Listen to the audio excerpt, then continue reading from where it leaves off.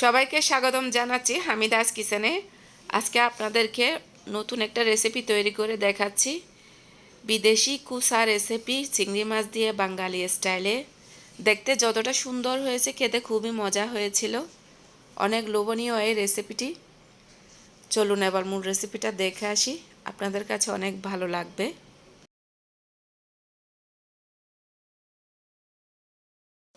প্রিয় দর্শক, আরব দেশের সবজি কুচা। আমি কুচা 4 পিস নিয়েছি, সাথে নিয়েছি চিংড়ি মাছ। প্রসেস করে পরিষ্কার করে নিয়েছি, পেঁয়াজ কুচি আর রসুন কুচি, সাথে আরও উপকরণ অন্যান্য থাকছে। কুচা কীভাবে পরিষ্কার করে প্রসেসিং করে খেতে হয় অনেকে নামও জানে না, আমি সম্পূর্ণ দেখিয়ে দিচ্ছি।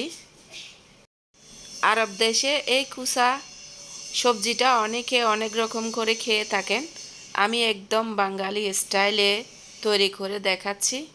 কতটা লোভনীয় হয়েছে একবার তৈরি না করলে আপনারা বুঝতে পারবেন না। আমি চুলায় কড়াই বসিয়ে পরিমাণ মতো সয়াবিন তেল দিয়েছি, রসুন কুচি দিচ্ছি, দিয়ে হালকা নেড়েচেড়ে ভেজে নিচ্ছি।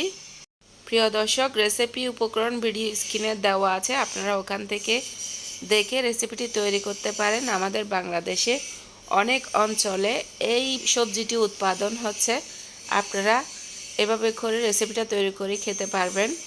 এখন দিয়ে দিচ্ছি পেঁয়াজ কুচি, দিয়ে হালকা নেড়েচেড়ে ভেজে নিচ্ছি। চিংড়ি দিয়ে আরবি সবজি কুচা রেসিপি ভালো লাগলে দর্শক লাইক, কমেন্ট, শেয়ার, সাবস্ক্রাইব করে পাশে থাকা নোটিফিকেশন বেল আইকনের অল অপশন অন করে রাখবেন। এখন দিয়ে দিচ্ছি 4-5টা ফালি করা কাঁচামরিচ। চিংড়ি দিয়ে কুচা রেসিপিটা তেমন একটা লাল মরিচ অ্যাড করব না, সেজন্য কাঁচামরিচ দিয়ে দিচ্ছি ঝালের জন্য। এখন দিচ্ছি চিংড়ি মাছ দিয়ে নেড়ে ছেড়ে অল্প লবণ দিয়ে ভেজে নিচ্ছি।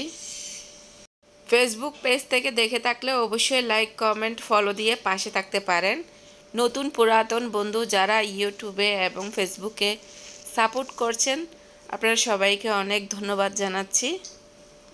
এই ধরনের নিত্য নতুন সহজ রেসিপি আমার চ্যানেলে দেওয়া আছে, আপনারা চাইলে আপনাদের পছন্দের রেসিপি দেখে আসতে পারেন। আশা করি ভালো লাগবে, নিরাশ হবেন না। এই ধরনের সিম্পল রেসিপি ব্যাচেলার ভাই বোনদের জন্য একদম পারফেক্ট স্বাস্থ্যকর রেসিপি ভালো লাগলে অবশ্যই আপনারা আপনাদের ভালো মন্দ মন্তব্য জানাতে পারেন। আর আপনারা কোন ধরনের রেসিপি দেখতে চান অবশ্যই কমেন্টে জানাবেন। আশা করি আমি প্রত্যেকটা রেসিপি আপনাদের রিকোয়েস্টের শেয়ার করার চেষ্টা করব। রসুন পেঁয়াজের সাথে চিংড়ি মাছগুলো হালকা এভাবে ভেজে নেওয়ার পর এখন শুকনো উপকরণগুলো দিচ্ছি। আমি 1 টিস্পুন হলুদ গুঁড়া দিচ্ছি, 1 টিস্পুন কাশ্মীরি লাল মরিচ পাউডার দিচ্ছি। আপনাদের কাছে যেইটা থাকে মরিচ গুঁড়া ওটাই দিতে পারবেন, কোনো প্রবলেম নেই। এখন দিয়ে দিচ্ছি 1/2 টিস্পুন ধনিয়া গুঁড়া, 1/2 টিস্পুন জিরা গুঁড়া, সাথে দিচ্ছি পরিমাণ মতো লবণ, দিয়ে মিডিয়াম তাপে ভালো করে নেড়েচেড়ে কষে নিচ্ছি। এই সময়ে চুলার তাপমাত্রা বাড়িয়ে দেওয়ার চেষ্টা করবেন না, একদম মিডিয়াম হিটে ভালো করে কষে নেবেন, এতে করে পুড়ে যাওয়ার সম্ভাবনা থাকবে না। এখন আমি অল্প পানি দিচ্ছি, পানি দিয়ে আবারও ভালো করে নেড়েচেড়ে কষে নিচ্ছি।